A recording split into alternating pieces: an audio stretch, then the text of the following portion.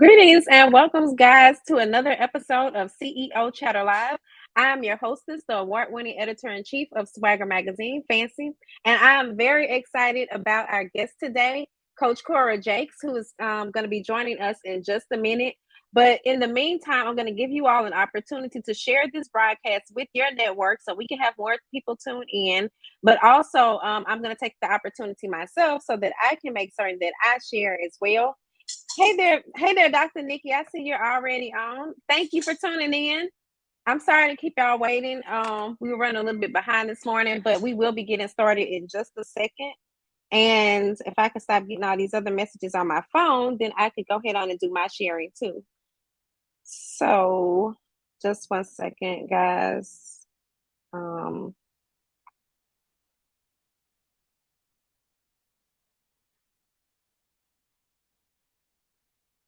Okay. So now let me tell you all about the special guest that we have today, as this is another part of our Women of Faith series. I'm calling the series, it's only been 2 parts, but I had Dr. Nikki Ziegler on last week, and she and I discussed faith on CEO Chatter Live.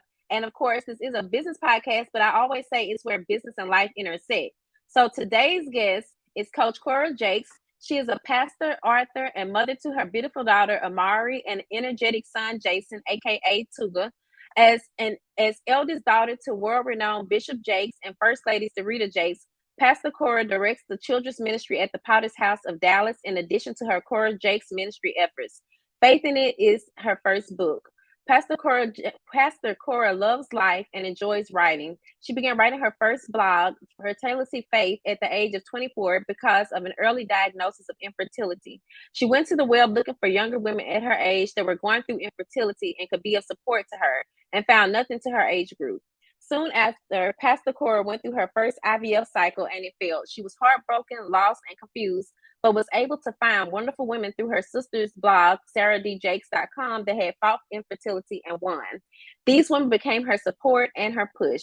They encouraged her to continue to push forward and push her to speak about her struggle in order to help others. Through this journey, Pastor Cora was able to claim her ultimate purpose. She defines fertility as the ability to produce and encourages people of all walks of life to produce their talents and their purpose by fighting with faith. So let me bring in my awesome guest today. Just a second. Greetings. Hello. So thank you so much for joining us today. I am so honored. I'm still a little new to your ministry, but I will say I have followed Bishop Jakes for so many years. Like, I have him on my prayer list. That's kind of like my Uncle Daddy on the side or something, you know. So so now we're related. Well, hello, But cousin. Yeah, cousin. It would be sister, cousin, sister, cousin. yeah, so I'm excited to have you as a guest today. I always ask my guests, I know I kind of read a bio there, but I always feel like you guys can tell people who you are better than a bio ever can. So you tell us a little bit about who Coach Cora is in your words, and also a little bit about what you do. Well, just call me Cora. I am here to spread joy and faith and help people get through their trauma and become triumphant in it. I have been able to mentor and bring healing to people who have experienced sexual abuse, who have had bad marriages. I've been able to bring healing and reconciliation to those. For a long while, I was a health coach, and so I helped people lose weight and choose their health and just live better and drink their water and mind their business in this season. I am a mother at heart. I am a friend, a big sister, and just trying to be a light where there is so much darkness, to be honest. And I love that. I love because I always say I'm a light, so I can relate to you there. And I'm curious to know, it wasn't one of my original questions, but what was it that made you decide to pivot from health coaching to life coaching? Well, I felt like I was doing life coaching before anyway. So I actually pivoted from life coaching to health coaching back to life coaching. Oh, Um, and so I enjoyed the one-on-one and personal connection that I could have with my mentees versus the health coaching was very programmatic. My life coaching, I get to walk with you, to fight with you, to pray with you, to be personally connected to the chaos in your life and help you to learn how to control yourself and your emotions while in that chaos. And I enjoy that got part. it.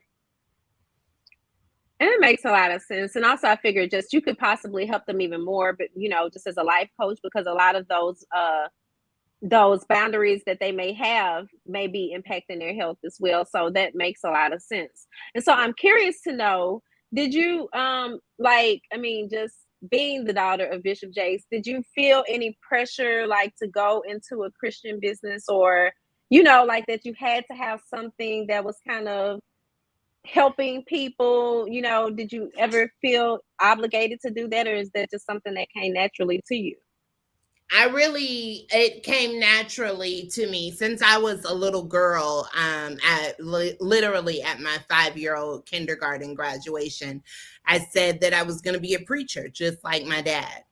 And I dedicated my life to studying him and studying his rhythm and just admiring his study, admiring his connection, admiring his anointing, and then being wowed at the ability that I had to tap into that anointing, being his daughter, that I could replicate and continue his rhythm, and hold up the legacy in some way was not something that I felt pressured into doing. It was an honor. It was something that I wanted to do. I set myself up for it at 5 years old. Wow, that's really beautiful. And also just to have that, that type of figure, whether it have been a dad figure or a father figure, but just, to have someone in your life that you would like to emulate in that way. I think that that's really awesome. That's an awesome experience. So I'm curious to know, also just with your clients, because we're going to talk about faith in just a minute, but I wanted to make certain we kind of discuss some of the business things. But with your clients, what do you often see like as their biggest challenge, or like the most common challenge that you see within those that you work with? Oh, fear. If you're coming to my table, it is fear. Typically because we are not necessarily in this season afraid of failure, but we're afraid of the responsibility that comes with success. And Mm. so God may show us where we're going or give us a snippet of what He would have for us to do. And the success of that becomes so scary and so overwhelming. And if you measure your mantle based off of your mess, and not your message, then you end up feeling like you are not worthy for where God is calling you to walk. But when you come to my table, I give you the map on how to see the things that try to make you a victim and get the victory out of it, how to find the joy in the middle of the storms. I think that it's a very good strategy of mine to find out the strategy of my enemy. And so I find that I am kind of a secret weapon in that way to my mentees, because they'll tell me a story or tell me what they're going through, and automatically I can see what the enemy is trying to do. And so I give them the map. I like that. And and I think that that's it kind of brings me to my next question, because I just finished your book Faith in It. And I remember one thing you said is I don't have to be perfect to help you find your purpose. And I thought that was such a monumental statement, because oftentimes, even with my own clients, everyone feels like they have to have it all together. And then oftentimes we don't need to have it all together. But what was it that kind of brought you to that point where as you realize, like, hey, I can still help people even though I am imperfect? What was it that brought you to that point? I think that when I was diagnosed with polycystic ovarian syndrome and they hit me with infertility, or the inability to produce is now the definition I understand that to be. When I understood that definition, it became very easy for me to understand that just because I may not be able to produce in one area doesn't mean that I am not able to produce in others. And there is a season for productivity. And so for me, I felt like it was very important for me to figure out how to continue to be fruitful, even though I was in a season that felt fruitless. And so it was a challenge. It was a challenge to my faith. It was a challenge to my mentality. It was a challenge to my heart. And I think that I really put myself in a position to say, I've got to be productive. I've got to be fruitful. And just because I'm hurting in this space doesn't take away my power. If we, just coming off of Resurrection Day, I'll just tap in just a little bit. If we were to wait until we were cleaned up and perfect, then we would never get to the victory that God had for us to begin with. It came through bloody betrayal and denial and hurt and pain. And yet God still in his sovereignty showed a power in Jesus's bloodiness that no one will ever be able to replicate. And that was him broken, and that was him bleeding, and that was him hurting. And if his story of being broken and bleeding and hurting for us can heal us and save us, then why can't my story of being bleeding and broken and hurting not save somebody else? That makes a lot of sense. And so I'm curious. I asked Dr. Nikki this about a time that made her question her faith, but I realized too that with your as you described it as the inability to reproduce, would you say that was like your biggest challenge? As far as Oh, like, man, if you had asked me maybe 4 years ago, I'd say, yeah, infertility was the biggest challenge to my faith, for sure. Up until 2 years ago, the biggest challenge to my faith right now was sudden divorce, due to absolute surprising trauma, and my daughter kind of shaking uh, both of our world. And so I found myself having to choose between the love of my husband and the love of my daughter, and who to believe and who to help. And so my faith was not only challenged, but um,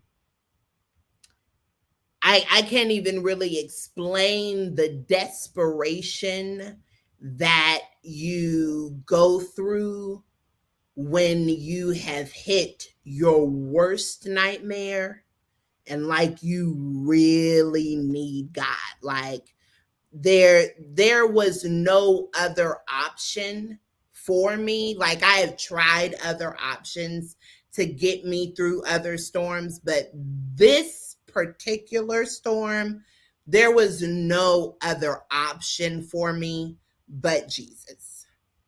And my faith was was not broken, but I questioned my faith. I questioned my steps. I questioned what I ordered and what God ordered. I think that the true challenge to your faith is when you find yourself submitting to the true will and plan of God that you have no control over and cannot see. Infertility was kind of an unknown thing for me, absolutely. And I really needed to depend on God because I couldn't see the other side of that. But being absolutely blindsided gives you the push and the pressure that you need to push to God in a way you've never done before. And so, divorce and trauma and 12 years of what I thought was absolute love and amazingness to crash and burn the way that it did, I'd say now would be my biggest faith fight. I'm still fighting. I'm still pushing. I'm still overcoming and happily healing. But it did shake me, and I think I'll be shaken for some time, if not just for me, but for my daughter as well. Wow.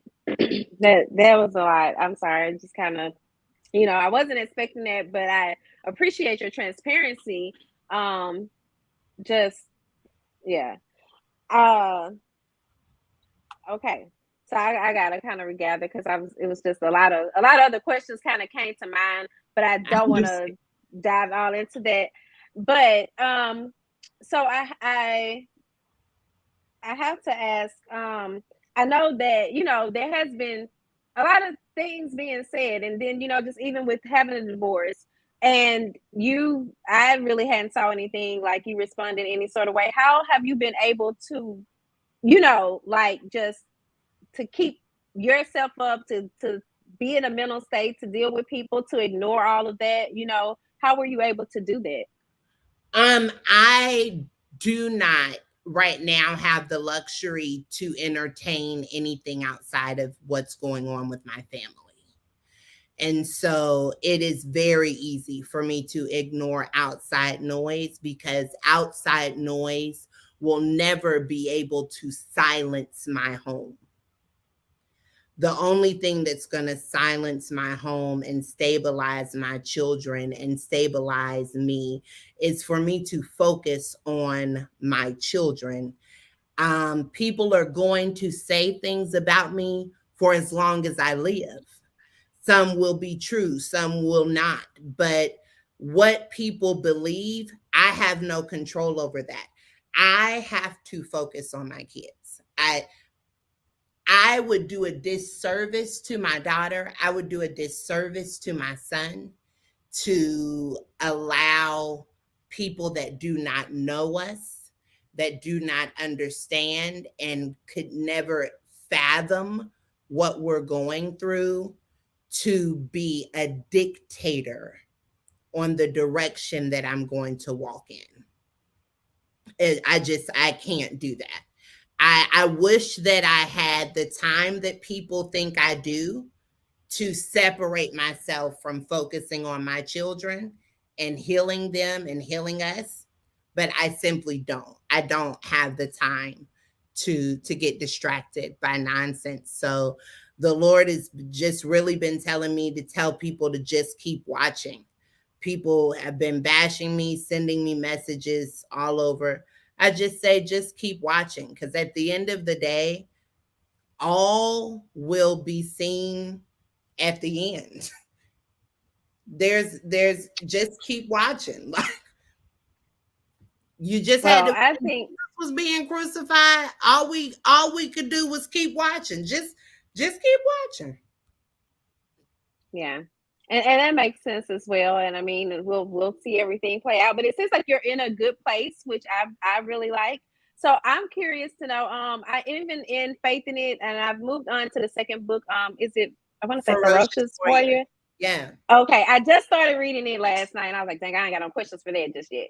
But I am curious to know, also, just like in Faith in It, you mentioned that you were looking forward to motherhood since you were like 5 or so, since like you mentioned.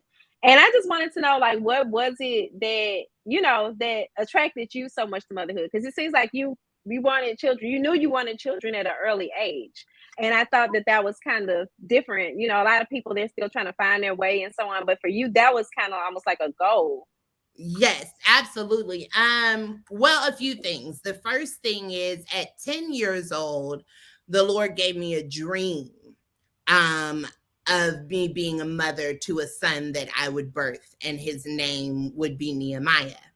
So from 10 until now, I have been waiting on that promise, fighting for that promise, working towards that promise. That's the first thing. The second thing is I had an amazing mom. My mommy bear is top quality motherhood. Like, I don't know a nurturer better than her. I don't know a hug better than hers. I don't know a word of encouragement. Her voice would calm the worst of storms in my life. And I I looked at her in awe. My sister became a mom very early and knocked it out of the park. Was graduated high school first in her class, like 4.0 GPA. Like, I had amazing examples around me of what a mother was. And I wanted to be like my mom. I wanted to be like my sister. I wanted to experience God the creator is the third reason. I believe that there is a special, unique connection that a woman has and gets with God when she births from her body. I believe that there is an Elohim encounter that happens from woman to God, from womb to the hand of God, and I'm intrigued at that connection. I'm intrigued at God, the Creator, in me, and not just through me. And so those are maybe the three reasons why I really ran after motherhood. And I always felt like I would have to birth in order to be a mother. But I don't know that I could love my kids anymore had I birthed them myself. Like, I would rip a bear's head off over my kids, like, easy. Yeah, I think that's well, I'm not gonna say all mothers because we be seeing some crazy stuff in the news, but for Listen here. those of us, yeah, I think that's a lot of us. So we rip the head off, yeah. Yeah. So, um, last thing, one of my last questions is, just for those who are trying to strengthen their faith, what advice or suggestions would you give them? Um, I would say get into your word. Faith cometh by hearing, and hearing by the word of God. Simple, right? But really, you want to get into your word from a perspective of what you need and not just that you're studying. So, what I mean by that is a lot of times we will read the word for just knowledge and understanding, but we'll be going through anxiety, we'll be going through pain, we'll be going through depression, we'll be going through needing wisdom. And we don't use the Bible as a strategy that helps us to get through those things that we're going through in our life. And so when you are getting into the word and you're wanting to build your faith is about what you believe God can do for you. I pray on the level of my faith based off of what I believe he can do for me and what I've seen him do for others. When I read the word, I go to the word for what I need strategy for. So it feeds the deficit. and it gives me it gets my attention, because if you're reading but it's not applicable to you, it's not relatable to you, it's like, I'm just reading, like, this is boring. You probably falling asleep every time you pick up the Bible, because you're not picking it up for a strategy for your storm. You're picking it up just to read a story. You need to pick the word up for a strategy for your storm. And once you're feeding that particular deficit, then you go to the next one and the next one and the next one. And your faith is built as you are building a strategy for what you're going through. Wow. Okay. Because I'm one of those. I must admit, right now, I am doing some work on myself and just trying to get close to the God. And so these interviews have just been so helpful for me, because I'm learning from women of faith. It's like I'm really being a student right now. So just I'm taking in everything that has been said, and it's a lot to process, but I realize, it's also something that I intend to do, though, the things that I want to see through. So I'm going to definitely be using that tidbit of information as well for myself. So Okay. now what's next for Cora? Like, I know, are you writing any more books? Of course you're doing your life Uh, coaching, but what can we expect? Well, I am definitely writing a book. A lot of people know me. My ministry is prayer.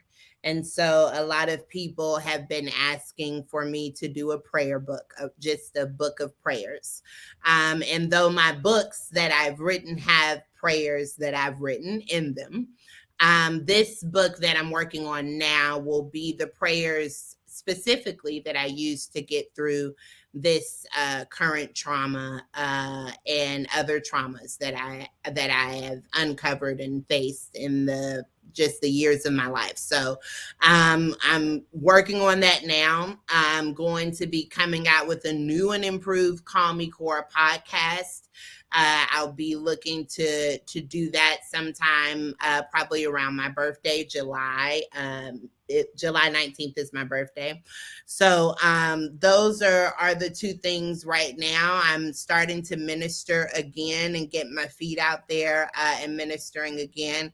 And so yeah, we're gonna rock the boat and go where God says. And I'm sure that my divorce journey and whatever I learn and how I happily heal from there, once the trial and everything is done, then I'll be writing a book about that.